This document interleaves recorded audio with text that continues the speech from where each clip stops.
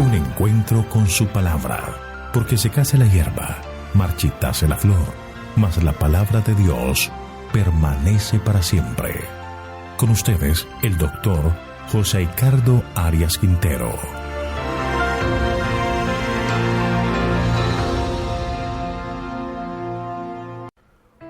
Hoy estudiaremos Salmo capítulo 42. Mi alma tiene sed de Dios. Vamos a orar. Padre nuestro que estás en el cielo, Señor, ven con tu presencia por medio de tu Santo Espíritu a guiarnos en el estudio de este Salmo.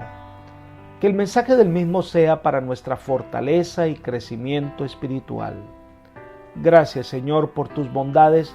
Lo pedimos en el nombre de Cristo Jesús. Amén. Con el Salmo 42 comienza el segundo libro de los Salmos. Algunos de estos salmos que están en este libro fueron compuestos por David y otros fueron compuestos por diversos cantores de Israel. El sobrescrito del Salmo 42 dice: al músico principal, másquil de los hijos de Coré. Las referencias al músico principal, es decir, al director de culto, y a másquil, una contemplación o lección, no son nuevas, pero la referencia a los hijos de Coré sí lo es. Acerca del linaje de los hijos de Coré, pues se dice que eran levitas, servidores en el templo, y algunos de ellos encargados de la música en el templo. En total de 11 salmos están asociados con este grupo, y 7 de los mismos se encuentran en el segundo libro de los Salmos.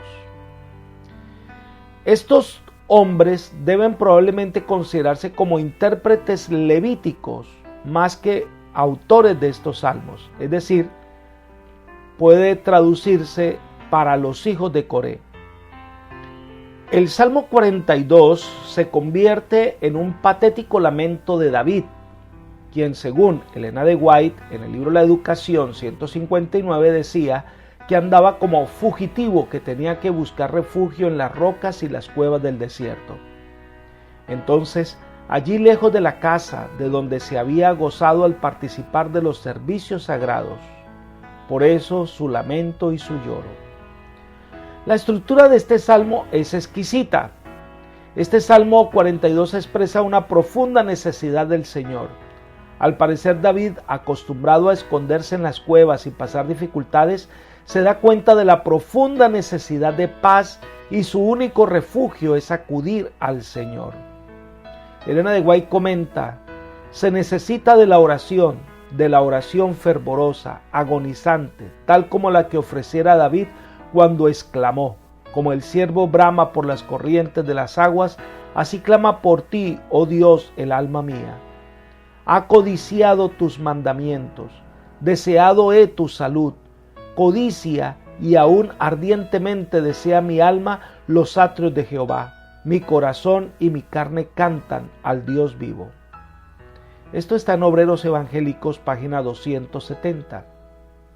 Algunos comentadores nos indican que el Salmo 42 y el Salmo 43 deben estar unidos, ya que el estribillo que aparece en el Salmo 42 es la forma con que concluye el Salmo 43. Además, el Salmo 43 es el único que no tiene sobrescrito en el libro segundo de los Salmos. Las ideas presentadas en estos dos salmos son similares. Ahora, el Salmo 42 se divide en dos partes. Algunos consideran que es una endecha de 2 estrofas. La primera estrofa son los versículos 1 al 5. El salmista canta acerca de su sequía. El contenido de esta estrofa son los versículos 1 al 4. Leamos. Como el ciervo brama por las corrientes de las aguas, así clama por ti, Dios, el alma mía. Mi alma tiene sed de Dios, del Dios vivo. ¿Cuándo vendré y me presentaré delante de Dios? Fueron mis lágrimas mi pan de día y de noche, mientras me dicen todos los días: ¿dónde está tu Dios? Me acuerdo de estas cosas y derramo mi alma dentro de mí de cómo yo iba con la multitud y lo conducía hasta la casa de Dios, entre voces de alegría y de alabanza del pueblo en fiesta. La primera parte de esta sección es una expresión de gran necesidad. Se compara con un siervo que tiene sed, que busca desesperadamente el agua. La ilustración adquiere más significado si se tiene en cuenta los lugares áridos y calurosos por donde David andaba como fugitivo en el verano y en donde el agua muchas veces faltaba. Los animales salvajes con frecuencia impedían que el tímido siervo se acercara a los pocos abrevaderos donde había agua. Su deseo solo será saciado cuando se encuentre con el agua. En el caso de David, su deseo será solo saciado cuando se encuentre con el Dios vivo. Las cuidadosas invocaciones del nombre de Dios que aparecen en este salmo y en el siguiente destacan la apremiante necesidad que el salmista sentía de Dios. Por eso dice: ¿cuándo vendré y me presentaré delante de Dios? Según Éxodo capítulo 23, versículo 17, había una orden, dice allí: 3 veces al año se presentará todo hombre delante de Jehová el Señor. Así que el salmista anhela de corazón peregrinar al santuario, estar en la presencia de Dios, para así saciar la sed de su alma. Debemos buscar al Señor en oración constantemente. Necesitamos todos los días beber de la fuente de vida. Elena de White dice: jóvenes amigos, buscad al Señor de todo corazón, acudid a Él con celo, y cuando sintáis sinceramente que sin la ayuda de Dios habríais de perecer, cuando lo anheláis a Él como el siervo anhela las corrientes de agua, entonces el Señor os fortalecerá prestamente. Entonces vuestra paz sobrepujará todo entendimiento. Si esperáis la salvación, debéis orar. Tomad tiempo para ello. Esto está en Joya de los Testimonios, tomo 1, página 52. Así que la invitación es a sentir esa necesidad de Dios y venir para que Él supla nuestra necesidad.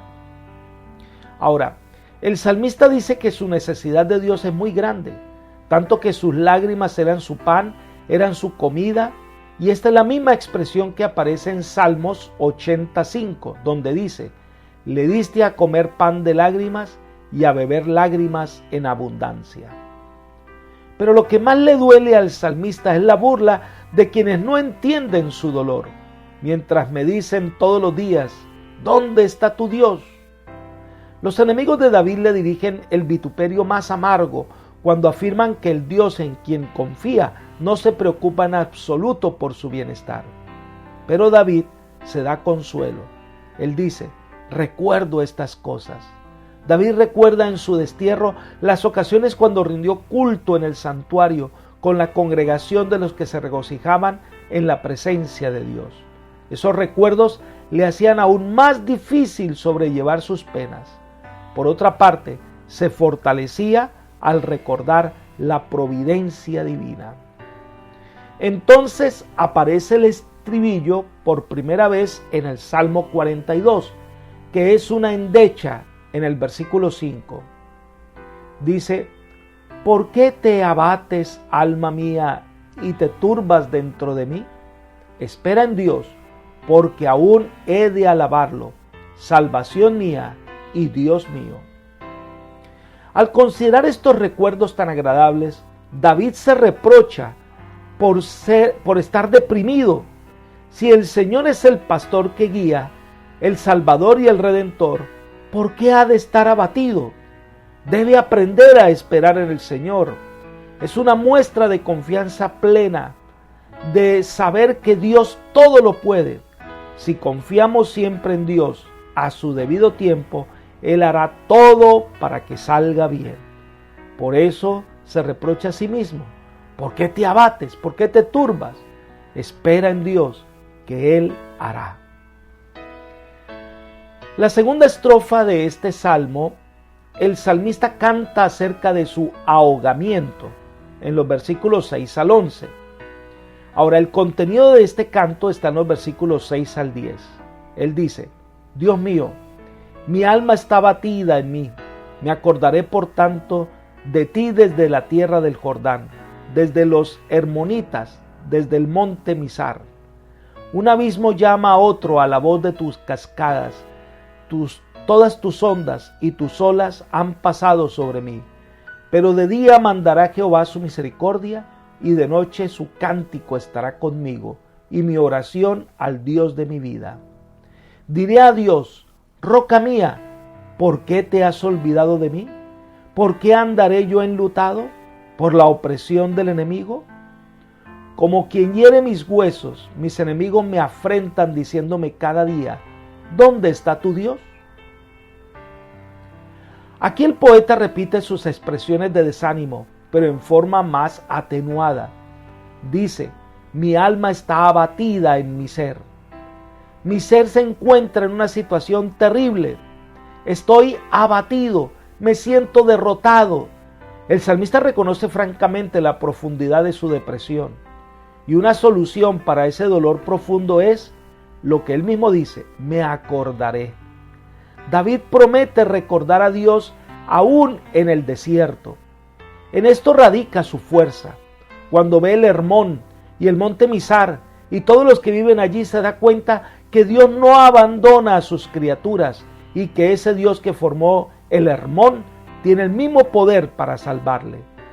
Y usa una figura interesante al decir: un abismo llama a otro a la voz de tus cascadas.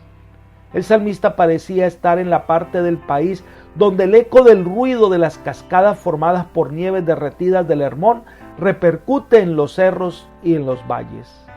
Estos fenómenos naturales podrían representar las dificultades que lo tienen abrumado. Ve que la nieve se derrite y las aguas del Jordán aumentan. Por eso dice: todas tus ondas y tus olas han pasado sobre mí.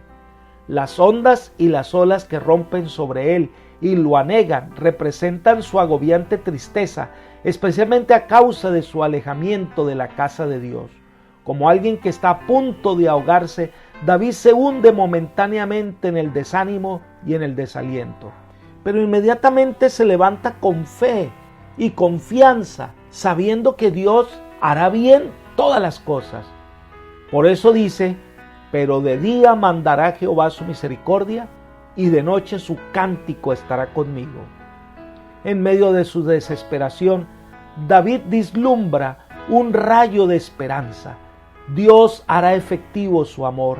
Así como Dios controla los poderes torrentes de la naturaleza, también dominará las aguas de aflicción y ayudará a su siervo a sobreponerse de ellas. Así que confía en la misericordia de Dios, en su amor divino. Y esto hace que su corazón late de alegría y haya una canción, es decir, símbolos de paz y felicidad. Pero el salmista va más allá. Él dice: diré a Dios: roca mía, ¿por qué te has olvidado de mí? Su esperanza en la bondad del Señor impulsa al salmista a seguir pidiendo a Dios que le explique la razón de su sufrimiento. Y entonces le recuerda que el dolor que siente es que sus enemigos se burlen de él cuando lo afrentan preguntando: ¿dónde está tu Dios? Es como una sentencia dando a entender que el salmista está solo, que Dios lo ha abandonado, que no hay quien lo defienda ni quien lo ayude. Y esto estremece hasta los huesos al salmista. Por eso repite el estribillo que está en el versículo 11 y dice: ¿por qué te abates, alma mía? ¿Y por qué te turbas dentro de mí?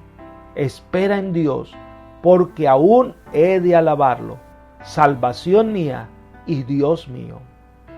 David nuevamente se reprende a sí mismo por experimentar ese dolor en su corazón, diciendo: no te turbes, Dios es grande, Dios es poderoso, Dios es amor.